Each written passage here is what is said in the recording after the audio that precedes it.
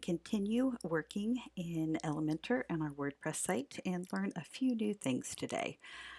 At this point, my spring 2023 class should have already loaded in many elements that were from their Figma design page.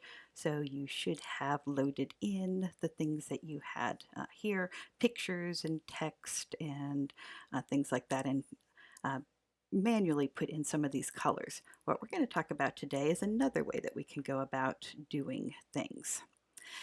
So first thing I want to point out is whenever we make changes, we do need to click the update button because that is going to save whatever it is that we're working on. So I'm going to click update here.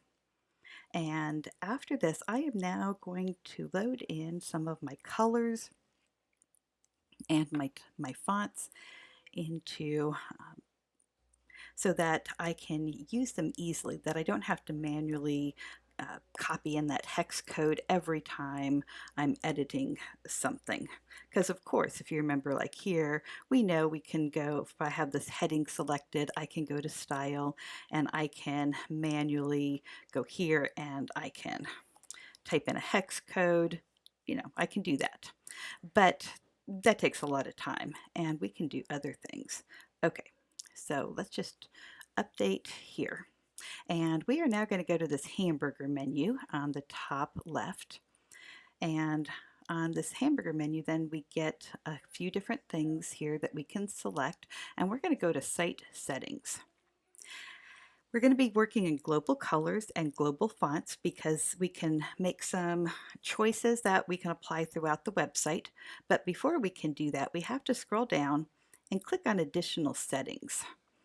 And it will take us to this page, and we need to make sure that these two things are unchecked. So depending on which theme you have, they might be checked right now, and if they're checked, click on it and uncheck it. If they're already unchecked, cool, that's what we need. Okay, so once we have that done, let us then go into global colors. And you can see that these are the default global colors that we have for this theme, but they're not the ones we want. So all I need to do is decide which is my primary color. So of course I'm going to look here and which is the primary, what do I use the most, and that's going to be this light lilac. So I'm going to come over here and I'm going to copy that hex code and click on here. I'm going to put it in there, and I now have that selected as my primary color. Then let's go, my secondary color is going to be the light lilac. And so I'm going to now put in light lilac there, which is great. For my text, I actually have two texts. One will be a black, but I also have a soft white text that I use at some points. So let me get that one, and I'm going to put this in there. And my accent color is going to be dark purple. So let's get the dark purple. I'm going to copy that, go back over here, because that's where I only use maybe 10% of that. It's not going to be a typical. All right, now I can also add a color. So let's say I want to name this text dark, because I want to have some text that is going to be black. And so I'm just, you know what, I can go with this, just a nice dark black there. All right, we're good. So now I have another custom color there. I can add more. So basically I can add until I get all of these loaded in there. Let's get that soft gray in there. Add the color.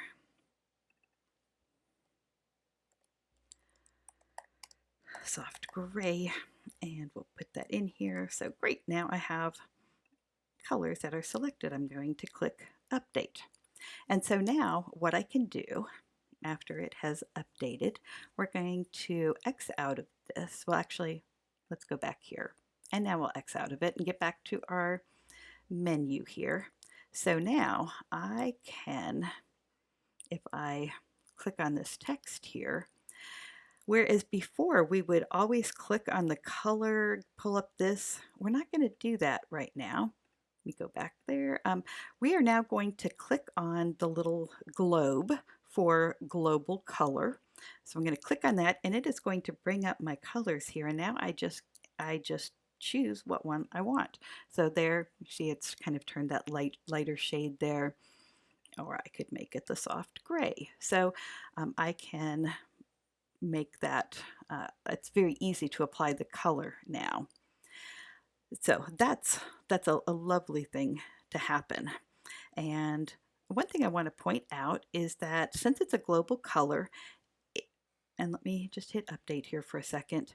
If I ever go back into my site settings and global colors, if I change my global color in this menu,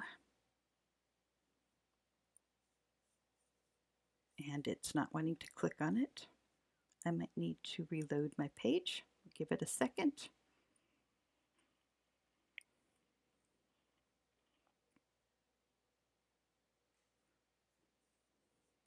All right, so and I want to see that. Okay, so we're going to go over here, going to go into site settings, global colors.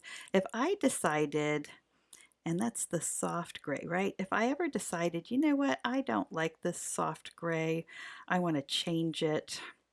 If I do that, it will change the color anywhere I've applied this. So if I have the soft gray applied on this page and on my home page and on my contact page, if I change it in the global settings, it will change it across the entire site. And that can be really great because perhaps I show the website to a client and the client says, I really don't like that shade of gray.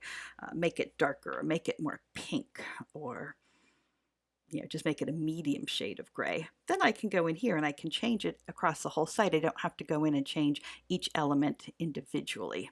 So that's the benefit to that.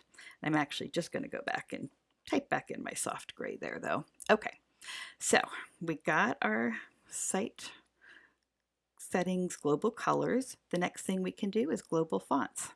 And so here there are defaults in there, and if we want to edit them, we are going to click on the little pencil and it will bring this up. And let's take a look at what fonts we have here again. We have the Keimer font. So let's go here and let's select a new font. So there we have Keimer, and we get to choose what size we want our primary to be. And I think I had this one at 30 if I remember correctly, but you can always go back to your Figma and figure it out.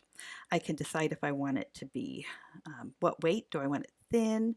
Do I want it extra bold? I can make that choice. And here, if we have it normal, italic, oblique, which is at an angle, we can change the line height so the sentences, the lines are further apart, how closely together the letter spacing is. So we can change all of those things. And so far that was just on the primary. Now we have this accent font. And if you remember, our accent font was Philippa. And so Philippa, here we go, Philippa. And here I had this much larger, and I don't know why that happened. I clicked something wrong, so let's cancel. And here I think I had that at 100 for the Philippa, and I had this at a dark weight. So there. Now what I can do, and you can add new styles here as well. So I could add, I could call one headline, I could call one large body copy, small body copy, medium body copy. So I can add more custom fonts here. But let's go over here. Oh, let's get out first of all. So let's get out of our site settings. And now we're going to go over here. And I am going to take a look at the style. And now I can apply here. So now I can apply the text style that I just created in global typography. So these are great things for us to know. And let me just look at my PowerPoint real quick and see if there is anything else I wanted to talk to you about today. Let's see. I think I may have covered everything. I hope.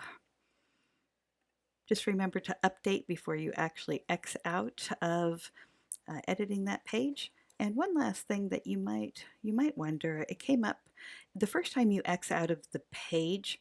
So when you're exiting from the page, you'll click this hamburger menu, and then it will take you to the little menu here, and you would choose exit. It's the same place where the site settings was, but we choose exit.